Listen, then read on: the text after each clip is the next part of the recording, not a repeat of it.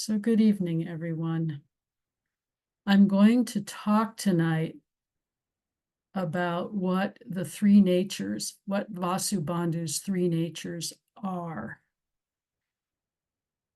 Picking up from what Andrea talked about on the 17th, we can recall that Vasubandhu, who in our ancestral line is known as Vasubandhu, he's the 21st ancestor in that ancestral line, and he lived in India around the 4th century Common Era. He was a monk at Nalanda University, which is a place I was able to visit the ruins of Nalanda University when I was in India last February. It was very exciting for me. So he was a monk at Nalanda, a monk scholar, and very famous as one of the originators of the Yogacara school of Buddhism. He's famous for uniting the Theravadan Amidhamma, or study of how the mind works, with the Mahayana teachings on emptiness. Or we could say for uniting early Buddhist psychology with the Mahayana emphasis on collective liberation, or emphasis on personal liberation with compassion for all beings, the Mahayana emphasis on compassion for all beings. And he showed that these two sides complemented each other rather than opposed each other.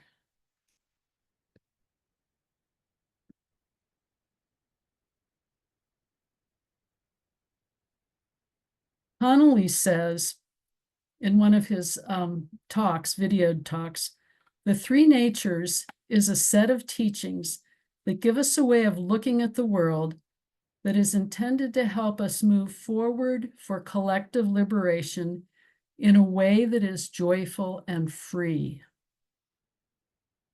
I like his emphasis on joy and freedom, a way of looking at the world that is intended to help us move forward for collective liberation in a way that is joyful and free.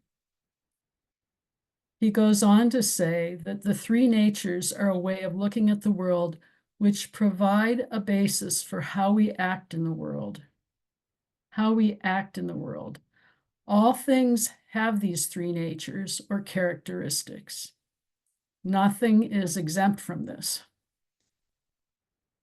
And so this is a little bit like a schema for looking at how things work that's sort of not the same as at all, but parallel to our three characteristics of existence, suffering, impermanence, and no self. But it's a completely different system. And I want to spend this evening talking about what each of the three natures are. So I'll begin with the imaginary nature. And the imaginary nature is sometimes translated or also translated as the imputational, the imputed, the constructed, or the fabricated nature. But Ben Connolly calls it the imaginary nation. The imaginary nature is what we think things are. So we think we've got a table or a computer or a desk or a robe or whatever, or a me, what we think things are. Just because things are imaginary in this way doesn't mean that they aren't real. So my robe is real, and so am I, and so's the desk. But it's not real in the way that we think it is. Because we see things through a limited, conditioned lens. Our conditioning is always affecting how we see things. And this conditioning, among other things, makes them appear as objects separate from ourselves, which supports divisive thinking, and which is the basic delusion. We are separate from other things. Things are separate from each other. And from this basic delusion, desire and aversion arise, and hence suffering. Now, Reb Anderson wrote this terrific book called The Third Turning of the Wheel. And this book is his commentary on the Samdhi Nirmochana Sutra. The Samdhi Nirmochana Sutra is the earliest basic Yogacara teaching, and Vasubandhu takes off from it. And in this book that Reb Anderson wrote, there's a chapter on the three natures.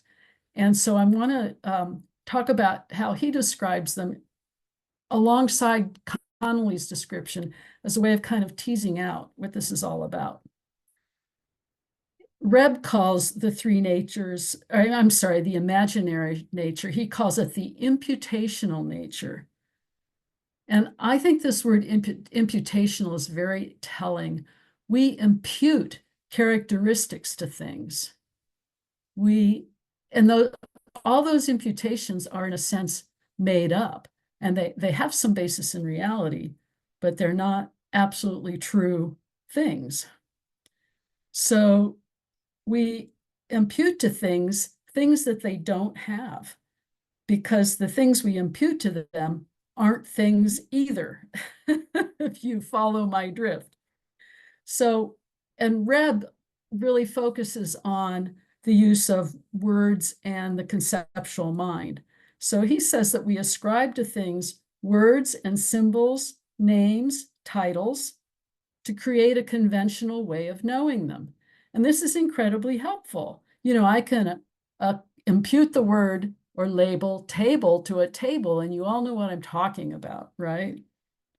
And so, but all these imputations that we make are projected onto phenomena so that we have a common vocabulary, which helps. We have a conventional designation, so we know how to talk about things and we can communicate. And this is where all our ability to use language comes from, and language is an incredibly powerful tool. And hence, as I said, so much of our communication and so much of what our lives depend on. So what we impute are essences, or we could say selves, or thingness, and attributes to stuff, okay? And we do this with words, symbols, and our conceptual consciousness, thought, okay? We turn things into things, entities, essences. We reify them, we give them a self. So we ourselves and everything around us, we turn into selves, which are, again, separate from each other. We've talked about this a lot when we've talked about emptiness. Things and we ourselves as well are actually free of self. So to go back to the table, we're in the habit of looking at the table and thinking that we know what it is. And our knowing what it is the work of imaginary nature. We impute to the table the label table, and we impute its purpose to set things on or to eat at or work at. We impute a color to it, a texture, a form. We think the table's separate from the floor because we call the floor and the table, and the two are different from each other. They're, we don't have a table floor object. If that makes any sense. We don't have a word for table floor. And, a table is a table, right? But this teaching on the imaginary nature, like the teaching on emptiness, is telling us that we've really just made all this up. We've imagined it all. And this is true of everything in our environment. And out of all this imagining, we create lots of selves. And all those selves, including ourself, are separate from each other, as I've said. And as Connolly says, this is our basic delusion from which greed and hatred arise. This is the fundamental delusion. So keep in mind that self does not exist in the way that we think it does, and neither does anything else. Reb says self-view is fixed, permanent, rigid, and afflicted. That's a somewhat unpleasant characterization of self. But in fact, things are actually free of self. Reb says that in order, and this is really quite extraordinary, this cast he puts on things. And part of what I love about his account of all of this, Reb says, in order to talk about things, we cut up this amazing, ungraspable, inconceivable reality into little packages we can get a hold of. Then we bolster that projection by imputing essences and attributes onto the things we create. This imputational character is also called mere fantasy. Mere fantasy, because none of those essences, selves, or attributes really exist. The Sanskrit term for the imputational is parikalpita, which could be, this is wonderful, could be imaginally translated as complete, unsurpassed, perfect fantasy. It's a superimposition onto the world of an essence or a thingness that's not there. And then we cling to these things or we push them away, and all our suffering arises. But if we see through the imaginary nature, if we see the imaginary nature, we disarm the ability of something to be afflictive.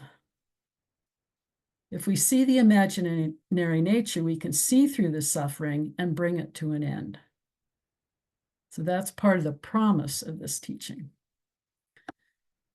Okay, that's the imaginary nature. I want to say something about the dependent nature, and in some ways, this is the easiest one, because the dependent nature is simply that things that appear or arise, appear in the sense of arise, things that arise, things arise dependent on other things that are not themselves. And we've talked about this a lot. Things appear the way that they do because of conditions. And all things arise dependent on conditions. So everything is interdependent with everything else in the world. We are inseparably connected to everything and everyone. So this weakens that sense we get from the imaginary nature of our separateness. In fact, we're not separate. We're actually completely dependent on everything around us. So considering the dependent nature encourages our natural tendency to connect or to recognize connection.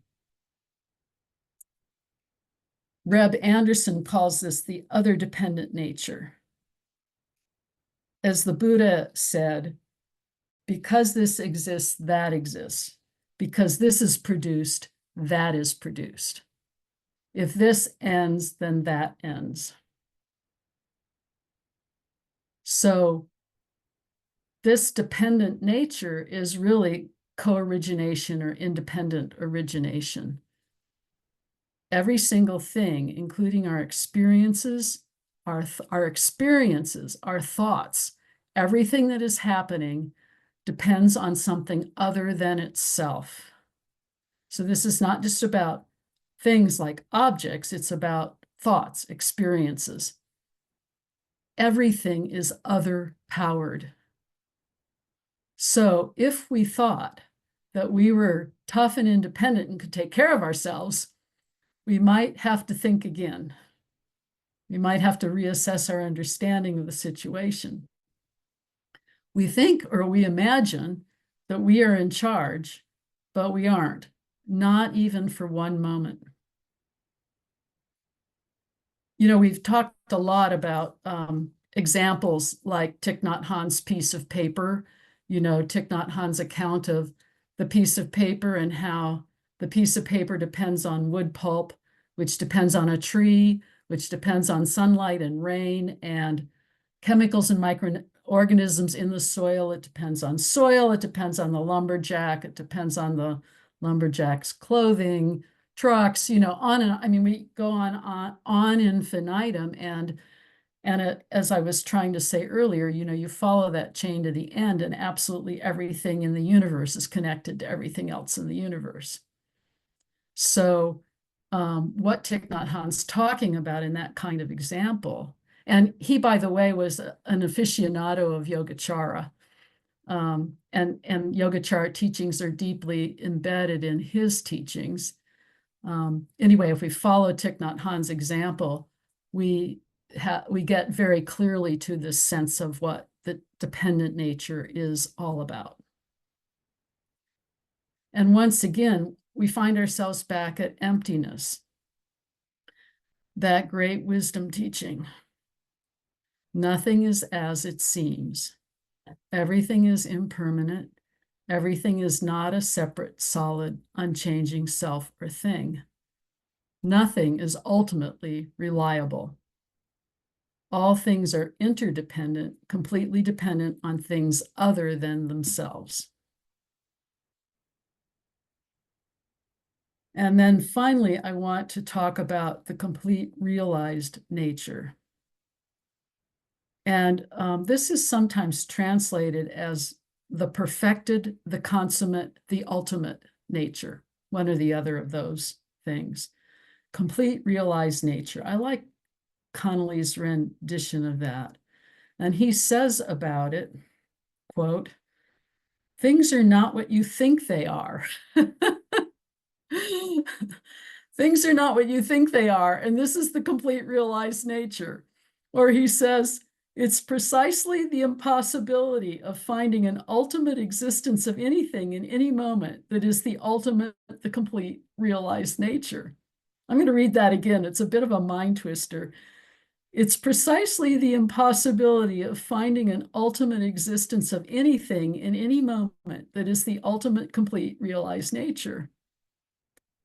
Now, to say that, or to say that the complete realized nature is that things are not what you think they are, I find this absolutely useless. Quite honestly, it's really unhelpful for me anyway. And I hope maybe it's less unhelpful for. But Connolly also says, "Recognizing that things aren't what you think they are can radically disarm the patterns of your mind that cause you to suffer and cause suffering."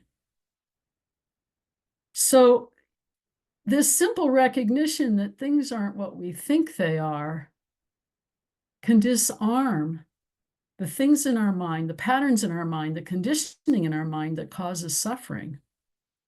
It can completely disarm everything we've imputed, through the imaginary nature to all the things around us.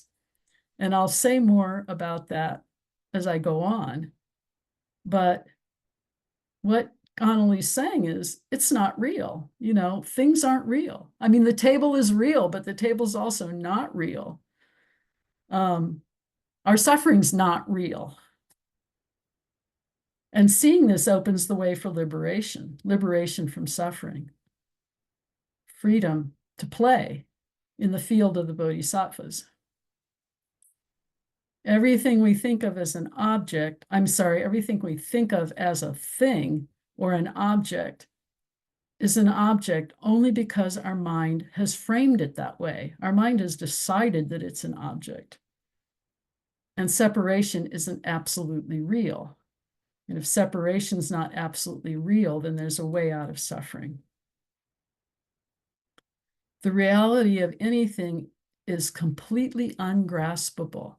And I'm teasing out here, what Connolly is trying to suggest about the complete realized nature. The reality of anything is completely ungraspable. That is, anything that you think it is, it isn't. Anything you think it is, it isn't. You can't hold anything. You can't keep anything. You can't push anything away. You can't own anything, and you can't attain anything. This is starting to sound a little bit like the Heart Sutra, I think. And Connolly says this is medicine for our alienation and the harm we cause because of it. A happy thought. So the complete realized nature is complete, whole, real, and here. It's what the enlightened see. It's what things actually are. It's free from suffering and delusion. Buddhas see what is real, and so they don't suffer or cause suffering. We are already free from suffering. The corollary of this is that samsara and nirvana are inseparable. And, we've talked about that, the picture that looks like an old lady and a young lady, just depends on how you look at it. Samsara and nirvana are inseparable in that kind of way. You shift how you look and you see something completely different. So we are already in the Dharma realm. We are separate from Buddha. Connolly says, liberation is not later and you are not broken. I love that. You are not broken. We are not broken. At one point, Connolly quotes an indigenous person who says, now that you know you live in Eden, how do you choose to live? So now that we know that liberation is not later and we are not broken and we are already in the Dharma realm, how do we choose to live? We're inseparable from liberation. And of course, at the same time, suffering is real and it matters. Reb Anderson calls this the thoroughly established nature. So we've got complete realized from Ben Connolly and thoroughly established from Reb Anderson. He says it's the way that phenomena really are. And he uses an interesting word because he said it is the suchness of phenomena, the suchness of things. And we've talked about suchness in the past, suchness, just what's here now, it's suchness. And suchness is actually a Yogacara word. It's kind of the flip side of emptiness. Emptiness takes everything away. Suchness puts it all back. So we actually, have what's here. It's, again, this real environment that we live in. Suchness of the suchness of phenomena. It's also the ultimate truth. So things are actually free of our ideas and our assumptions and our imaginings. Things are free of what we impute to them. Okay, so back to the imaginary nature. We impute things to things, but things are free of what we impute. Things, events, all that exists, everything, are free of the essences and attributes we give to them in order to talk about them. They're free of what we think they are. The absence of what we think, this is Reb, I'm quoting Reb now, the absence of what we think in what is happening. Sorry, this is a mind twister. The absence of what we think in what is happening is the way things actually are. So the absence of what we think in what is happening is the way things actually are. So if you can take thought out, then you've got what things actually are. So even the absence of dependent is what they really are. Even the absence of the dependent nature is what they really are. So what he's pointing to is dependent. The dependent is another conceptualization. So is imaginary, for that matter. And if we take away all our conceptualizations, we have to take away imaginary and dependent as well. So the absence of dependent is what things actually are. When we drop off thinking and conceptualizing, and we drop off not thinking and conceptualizing, that is, drop off emptiness, then we have the complete realized nature. That's a quote from Reb. But dropping off emptiness, we've talked about in the past. Emptiness too is a conceptualization. And when we drop off even something so precious to us as emptiness, the great wisdom of the Buddhas, we have the complete realized nature. We actually have to let go of absolutely everything. Reb says the other dependent character, when it is selfless, is the thoroughly established character. So this is another way of putting it. So he's returning again to the dependent character, the other dependent character. When it's selfless, is the thoroughly established character, or the complete realized nature. So take self out, and you have the complete realized nature. Now, here's another point where Reb gets really fascinating to me, because he says we could also call these three natures the dream, that's the imaginary, the mystery, that's the dependent, and the reality, which is the complete realized. Or the dream, the mystery, and the absence of dreaming in the mystery. The absence of dreaming in the mystery. These teachings show us that everything is basically a mystery, an ungraspable, inconceivable, inexhaustible mystery. Until we start dreaming and superimpose our dream on the mystery. So we've got a mystery until we activate the imaginary nature, and then we've taken the mystery out of everything, because now we know what it is, right? Whenever we put a word on something, we limit it.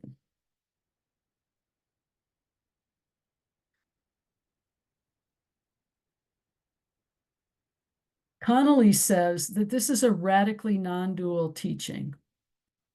This is an ungraspable teaching. By touching an ungraspable teaching, we get used to the ungraspability of the world. And as we begin to touch it, we begin to tolerate life as it actually is, an utter mystery. So this notion of mystery appears in the writings of both of these people. And part of what is trying to be said here is that the dependent nature is really mysterious, because we can never really know all the ways in which we're interdependent, or all things on which we depend, all the conditioning that is activated in our activity every day. So Connolly's notion that by touching an ungraspable teaching, we get used to the ungraspability of the world. And then we can tolerate life as it actually is, an utter mystery. And people are a mystery. They're always beyond what we think they are. And so is everything else. And when we recognize this, there's always more to someone than we can ever grasp. There's always, more mystery there than known, right? When we recognize this opens us to limitless horizons. It can really free up how we're being in the world, how we're thinking about the world. It can free up the creative imagination. We have the possibility of being creative in how we make our world. So there is these teachings point towards a kind of untold freedom. So it's very important not to forget the mystery. As you know, I've said many times that we are all Buddha. We are all Buddha without exception. This is the complete realized nature from which we are never separate. And this is what we come to know when we are enlightened. Maybe. Not sure I know what enlightenment is. So I'd like to come to a close here by reminding us of Connolly's words. He says, "The three natures is a set of teachings that give us a way of looking at the world that is intended to help us move forward for collective liberation in a way that is joyful and free." That's the quote I began this talk with. And then he goes on to say, understanding the imaginary nature invites humility, not grandiosity. So just because we can see through the imaginary nature and exercise this wild creativity, that's not about grandiosity, it's about humility. He says it affirms agency, it does not deny experiences. Understanding the dependent nature affirms kinship with all things. It does not deny differences or boundaries. And understanding the complete realized nature brings faith, compassion, and joy. It does not deny suffering. So that's what I wanted to talk about tonight. I would like to suggest that over the next 2 days, between now and Wednesday evening, we could see if we could notice how these natures appear in our lives. And how does noticing them in our lives, acting in our lives, how does this change how you live your life? And I'm hoping that on Wednesday evening, we can make this maybe a little less philosophical and bring it a little bit more down to earth in terms of how it affects our practice in our everyday life. I'm not sure I'll succeed at that, but I'm going to give it a try. Thank you very much. I really appreciate your all listening. And I'm going to stop and let's take a 3-minute break and then it'll be Andrea's turn. So this is a bit of a stretch break. Get up and move around a little bit and we'll come back at 7:52. Thank you. Thank you, Reverend Vivian. That was very good. A lot of material in there. It gives me a good place to start, though.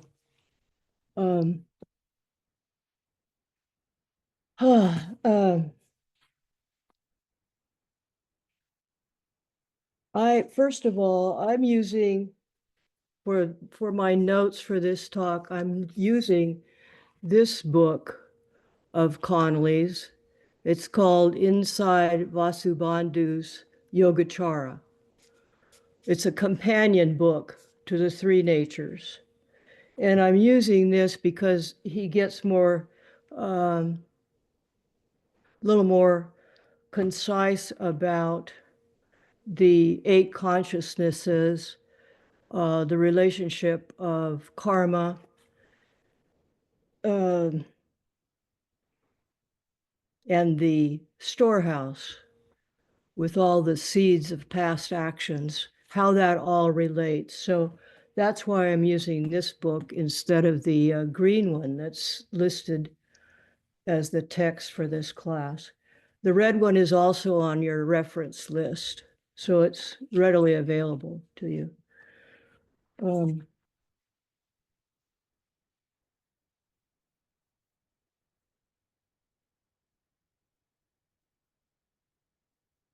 And I will also be referring to, I thought I'd entertain you a little bit with a drawing, a diagram of my limited understanding of how the storehouse consciousness works in conjunction with the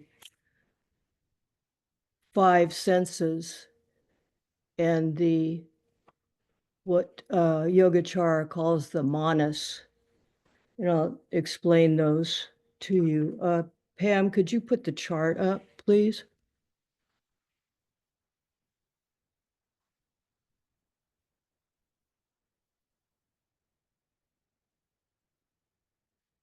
This you may have to move it around a little bit. It's taking up most of my screen. Okay.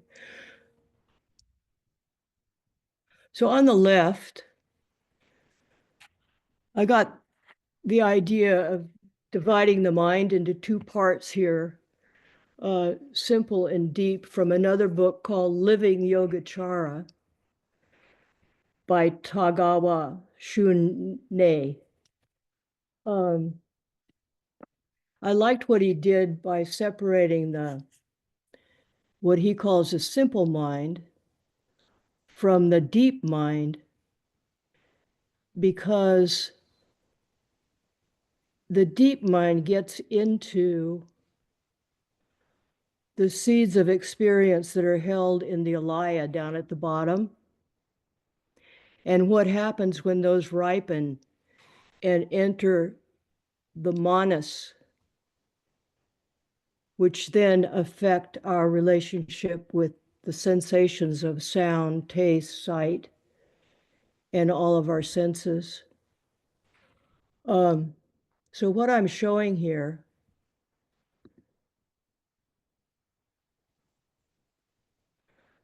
Yogacara did some interesting changes, developments from the Abhidharma of early Buddhism.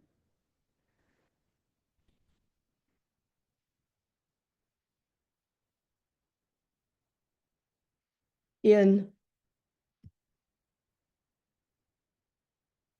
the first,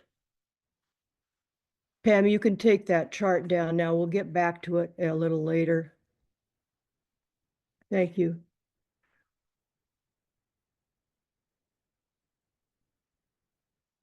The first two verses of the poem that Vasubandhu includes in both of his books. He says, Vasubandhu says, everything conceived as self or other occurs in the transformation of consciousness. The transformation has three aspects: the ripening of karma, the consciousness of a self, and the imaginary of sense objects. The ripening of karma occurs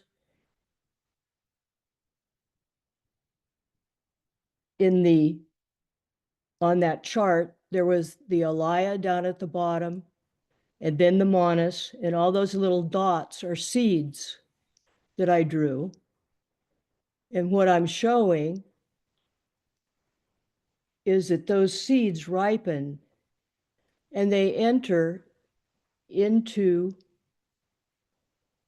our relationship with our environment, our relationship with our senses, what we see, what we taste, what we experience, what we hear. All of those things are influenced by those seeds of past experience. Everything in our past we hold.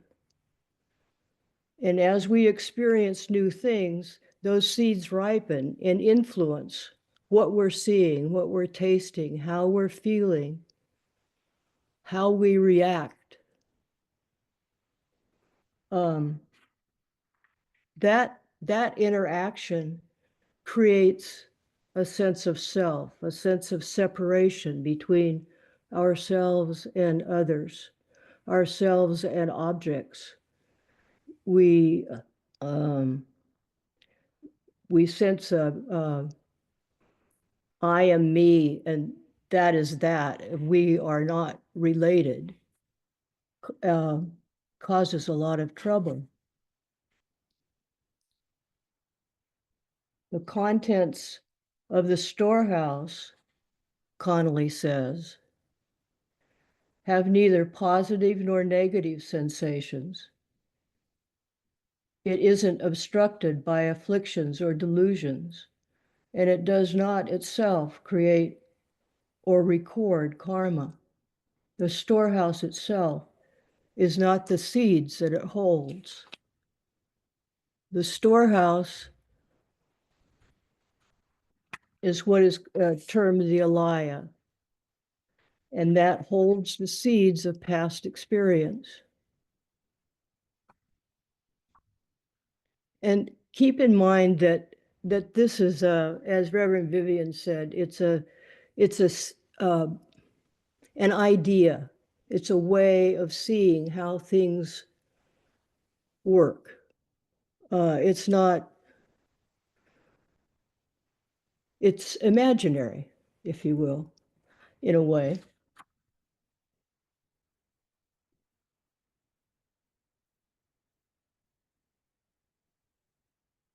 Early Buddhism had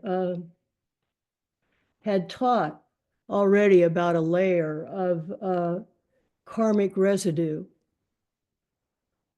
laying beneath our awareness.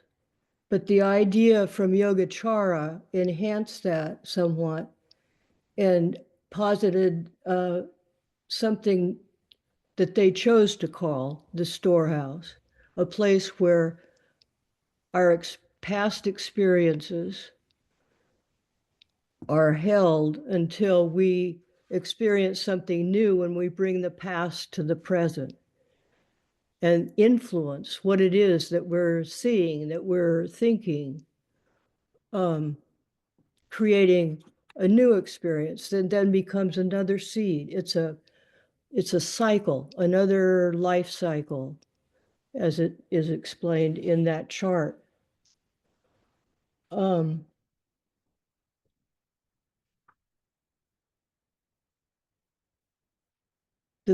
Show the chart again, Pam, for a second. The thing I find really interesting about this theory is that you see on the right-hand side, there are arrows, and there's the word other at the top and the word self down below it. Look at the seeds again coming from the manas up into these senses that we have: thought, smell, sound, taste, all of these. When we see a tree, say we're seeing tree, we separate ourselves from the tree and say, I see tree. That little explosion there between self and other, whatever our reaction is to that we are experiencing, goes back down into the alaya and creates more seeds. And then it starts that cycle again. It's always moving and changing. And at that little explosion there between self and other, that's the key place where we have a choice of how we're going to react to something. If we can see our karmic reaction to something that's happening, we have a chance to maybe back off from that a little bit and not react the way we've always reacted, the way our karma is prompting us to react. That in itself, I think, is a very important thing that Yogacara brought in to the thought of Buddhism. And that is the power that we have within ourselves as meditators to pause, take a look at the situation and look at what our reaction is to it. And ask, what can be learned from that? How can we see a pattern here in our lives that we can maybe have the power to alter a little bit?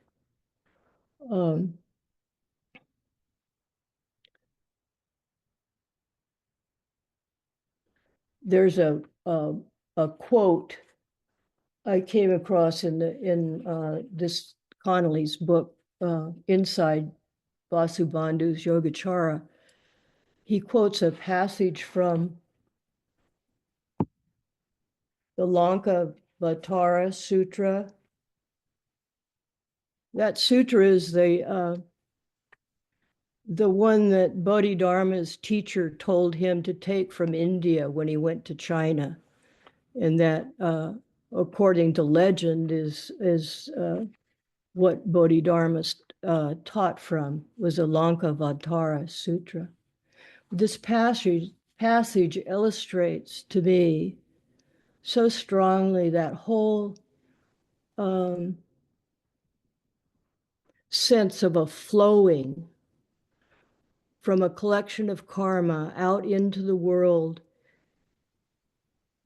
within us as a self, encountering the world, encountering our experience with it, and then whatever we do with that experience, causing other karma, maybe good karma this time, to come back around. The choice that we have there is, do we want to act in a way that benefits beings, or do we want to act in a way that is hurtful? And so at that moment of contact between self and object, self and argument, self and desire,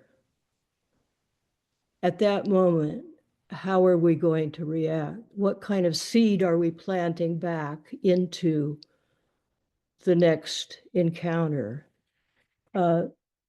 So this passage from the Lankavatara Sutra says, just as the ocean encounters the conditions of wind and produce many waves, but rolls on uninterrupted, so it is with the ocean alaya, battered by the winds of objects and perpetually producing the waves of various consciousnesses, rolling on uninterrupted, just as it is. That movement, that constant movement back and forth as we move through the world and make decisions on how we react, how we behave. That's our responsibility in the world, I think, as meditators. Connolly, very often through both of his books, emphasizes how important a consistent meditation practice is in conjunction with the writings of Vasubandhu, precisely because that's what gives us that pause between acting and not acting, or deciding how to react to something. It's the meditation practice that shows us how a single word can devastate someone or make them feel nice and warm and like their life means something. We hold that ability to make a large difference in the world just by how our reactions are tempered by a meditative understanding of karma and our responsibility that we hold with that. Thank you.